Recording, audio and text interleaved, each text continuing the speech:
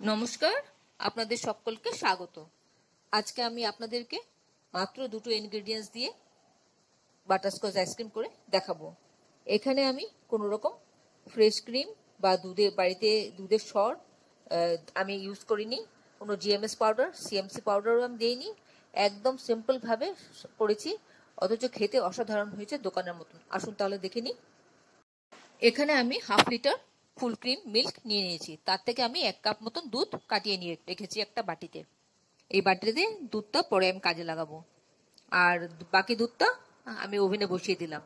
সেখানে আমি আর যেখানে দুধটা কাটিয়ে রেখেছি সেখানে আমি 2 table spoon vanilla custard powder দিয়ে দিলাম। দিয়ে ভালো করে মিশিয়ে নিচ্ছি, যেন কোনো রকম লাম্পস না থাকে এর মধ্যে। ভালো করে নেড়ে নেড়ে মিশিয়ে নিতে হবে। অন্যদিকে যেই পাত্রটি ওভেনে বসানো আছে তাতে আমি 2 টেবিল স্পুন চিনি দিয়ে দেব। চিনিটা দিয়ে ভালো করে নেড়ে চেড়ে নেব, যাতে তাড়াতাড়ি চিনিটা গলে যায়। চিনিটা গলে যাওয়া পর্যন্ত আমি অপেক্ষা করব, আর একটা বয়েল আসার পর্যন্ত অপেক্ষা করব। যখন উতলানটা আসতে আরম্ভ করবে তখন আমি এই মিশ্রণটা আবার ভালো করে নেড়ে এর মধ্যে দিয়ে দেব। দুধের মধ্যে মিশ্রণটা একটু নেড়ে দিতে হবে, কারণ কাস্টার্ড পাউডারটা নিচে বসে যাওয়ার প্রবণতা থাকে। আমি এরকম সমানে দিতে থাকবো ওই ফুটন্ত দুধটার মধ্যে, আর নাড়তে থাকবো এইভাবে, যাতে কোনো রকম দানা না পাকায়। যেন ডেলা পাকালে ভালো হবে না। সমানে নেড়ে নেড়ে এভাবে একটা ঘন মিশ্রণ তৈরি হয়ে যাবে। এইভাবে দেখুন আস্তে আস্তে মিশ্রণটা ঘন হতে আরম্ভ করেছে। তারপর আমি গ্যাসটা অফ করে দিয়ে খানিকক্ষণ এরকম সমানে নাড়াচাড়া করতে থাকবো, যাতে উপরে কোনো রকম সরের মতন না বসে। এবার আমি এটাকে নামিয়ে নিচে নিয়ে আসব। নিচে নামিয়ে নিয়ে এসে খানিকক্ষণ নাড়াচাড়া করব, করে একটু ঠান্ডা হলে পরে আমি ফ্রিজে 2 ঘন্টার জন্য রাখবো। 2 ঘন্টা বাদে ফ্রিজ থেকে বার করে নিয়ে আসলাম। এবার আমি হুইস্কার দিয়ে ভালো করে ফেটিয়ে নেব, একদম লিকুইড মতন করে নেব। এবার হ্যান্ড ব্লেন্ডারের সাহায্যে আমি এটাকে ভালো করে ফেটিয়ে নেব, একদম যেন একটু ফুলে ফুলে ওঠে সেরকম।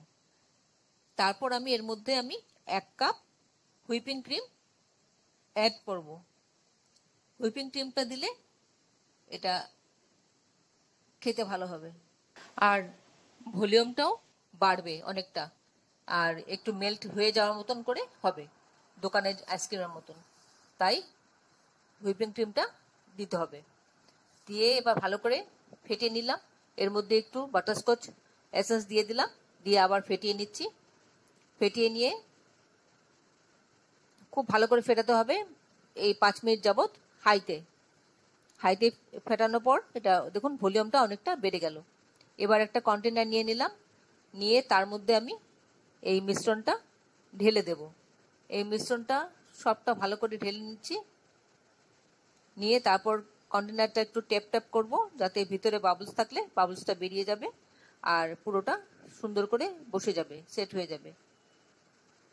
আর অন্যদিকে আমি ক্যারামেলাইজ করে রেখে দিয়েছিলাম চিনি, তার মধ্যে একটু কাজু আর আমন্ড গুঁড়ো একটু ছোট ছোট টুকরো দিয়ে দিয়েছিলাম। দিয়ে ওটাকে গুঁড়ো করে আমি উপরে গার্নিশ করে দিচ্ছি, যেটা বাটারস্কচের মধ্যে থাকে সেটা। তারপর আমি এটাকে ফ্রিজারে সেট হতে দেব 7 থেকে 8 ঘন্টা। 7 থেকে 8 ঘন্টা পর আমি বার করে নিয়ে আসবো। 8 ঘন্টা পর আমি ফ্রিজার থেকে বার করে নিয়ে আসলাম। দেখুন একদম সুন্দর জমে গেছে, পুরো সেট হয়ে আছে। এবার আমি স্কুপ করে আপনাদেরকে দেখাবো। দেখুন কি সুন্দর স্কুপ হচ্ছে। এইভাবে আমি হাতা দিয়ে স্কুপ করছি, করে দেখুন কি সুন্দর আমি বার করছি বলগুলো। এইভাবে 2টো স্কুপ আমি করলাম। একদম দেখুন দোকানের মতন হয়েছে, পুরো মেল্ট হয়ে যাচ্ছে বাইরে আনাতে। বাইরের টেম্পারেচার আসতেই গলতে আরম্ভ করে দিয়েছে। আশা করি এটা আপনাদের ভালো লেগেছে। এইভাবে ঝটপট করে নিতে পারবেন, কোনো রকম বিশেষ কোনো রকম জিনিস ছাড়া। দেখুন কি সুন্দর হয়েছে। কোনো রকম ওই সিএমএস পাউডার, জিএমসি পাউডার কিছু লাগবে না। খুব সুন্দর হয়েছে, একদম দোকানের মতন হয়েছে, খেতেও দুর্ধর্ষ হয়েছে। এইভাবে করে আপনারাও বাড়িতে খেতে পারেন। এতক্ষণ ধৈর্য ধরে আমার এই রেসিপিটা দেখার জন্য আপনাদেরকে অসংখ্য অসংখ্য ধন্যবাদ। আপনারা সকলে ভালো থাকবেন, সুস্থ থাকবেন, ঈশ্বরের কাছে কামনা করি। আর এই ধরনের নতুন নতুন রেসিপি দেখতে আমার চ্যানেলটাকে সাবস্ক্রাইব করে নেবেন। আর যারা এখনো পর্যন্ত আমার চ্যানেলটাকে সাবস্ক্রাইব করেননি, ঝটপট সাবস্ক্রাইব করে নিন। আপনাদেরকে আমাদের মাঝে দেখতে পেলে আমাদের খুব ভালো লাগবে। তাহলে ভিডিওটা আজকে এখানে শেষ করছি। আবার দেখা হবে পরবর্তী রেসিপিতে। ভালো থাকবেন সবাই। নমস্কার।